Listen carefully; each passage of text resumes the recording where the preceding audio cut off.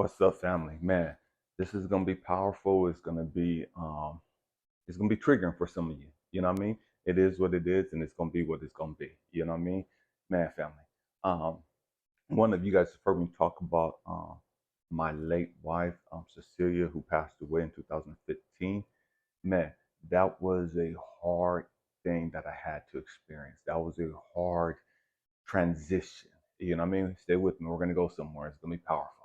Man, so 2014, late 2014, October timeframe, I guess October timeframe, found out that my brother just passed away from colon cancer. A few months later, find out that my wife had stage 4 breast cancer in February.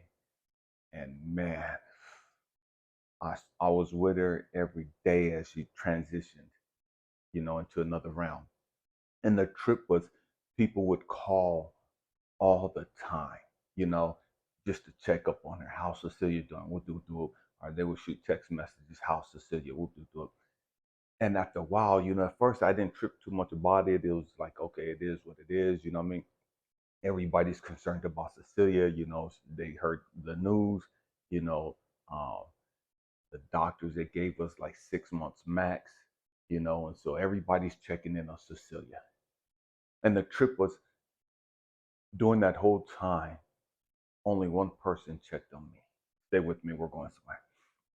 And that was so hard. You know what I mean? That was so challenging because I'm with my wife and I'm losing my best friend. I'm losing the love of my life. And what to do, my road dog, my ace boom coon, she was everything. You know what I mean? She was everything to me. And I'm watching her body change.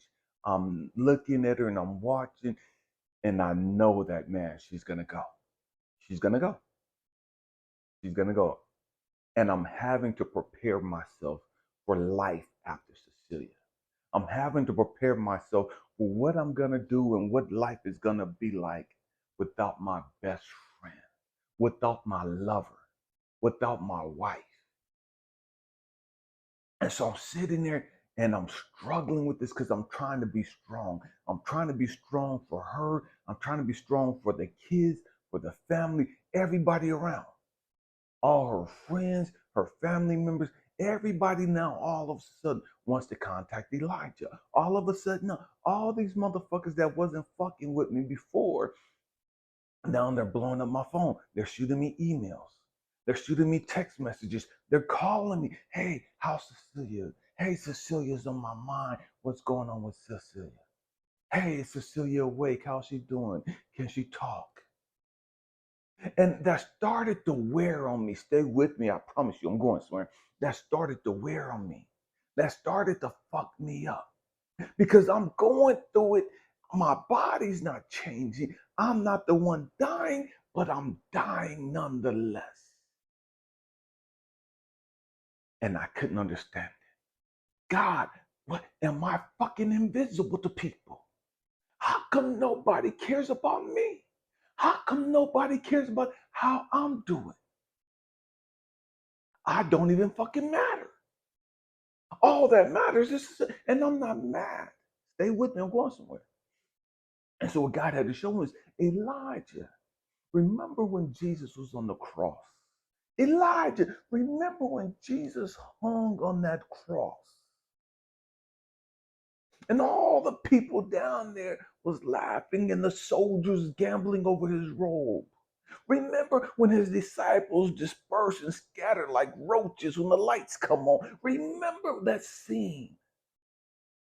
And I'm like, yeah, what the fuck does that got to do with me? God, I'm lonely. My best friend is dying. My wife is gone. God, what the fuck? Part of me is dying. And nobody gives a fuck. Nobody's here checking on me. And what God had shown me is remember Jesus on the cross. Remember what it was like for Jesus when they pierced him in his side. They'd already whipped him and beat the shit out of him. He's in agonizing fucking pain. Now he's hung up and he's able to look down around and see those down on the ground.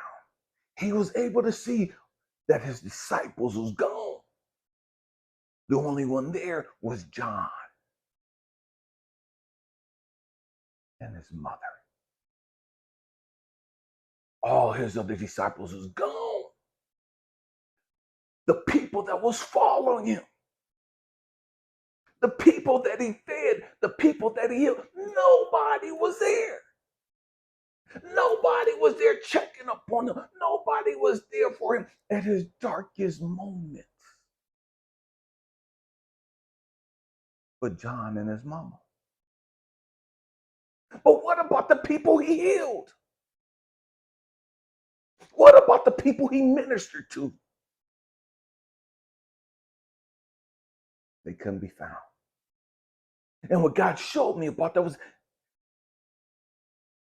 was Jesus telling you guys, if you're a light worker, if you're a child of God, if you're a chosen one, if you're a beacon of hope, a beacon of love,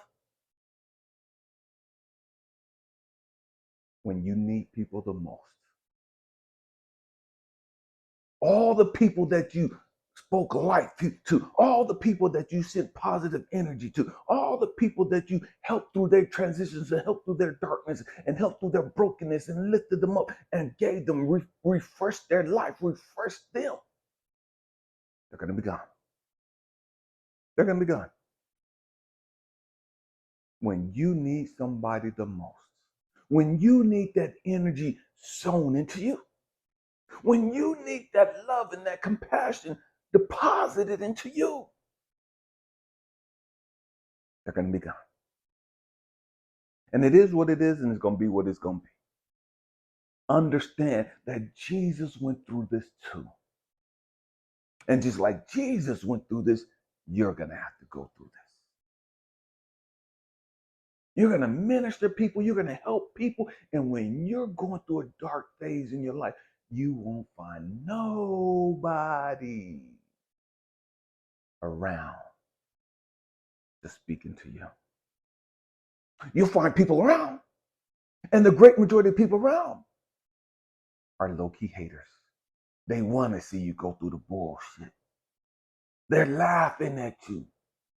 They're talking, oh, this is my fucking chosen one. If he a chosen one, how come he got to go through? Oh, she a chosen one. Now look at her now. She broken and busted and disgusted. Look at her. She don't lost this. She don't lost this. She ain't shit. I knew that motherfucker was fake. I knew that motherfucker was no boss. I knew that motherfucker wasn't the chosen one. I knew that motherfucker wasn't no light worker. That motherfucker wasn't no healer. That motherfucker ain't no star seed. They don't gave themselves these labels and And look at her. She ain't got shit now. Ain't nobody here fucking with her now.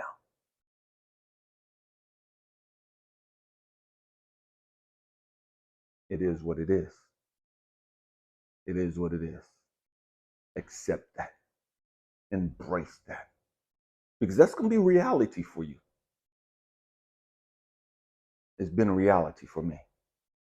You may have one or two, but the great majority of the people you've helped, the people that you've healed, the people that you've picked up and encouraged and inspired and challenged and helped get back on their feet, they're going to be gone in the wind. It is what it is. We came here for this purpose. We came here for this. This is what happens to us. And it's not to say that life's not fair. We have to learn to be alone. We have to understand that when we're going through our stuff, we can't depend on other people. We shouldn't be looking around for other people to support us and to encourage us. You got to learn how to encourage your motherfucking self. You got to learn how to pat yourself on the back and pick your ass up and grow through and go through what you got to go through. Happy healing. I love you. Peace.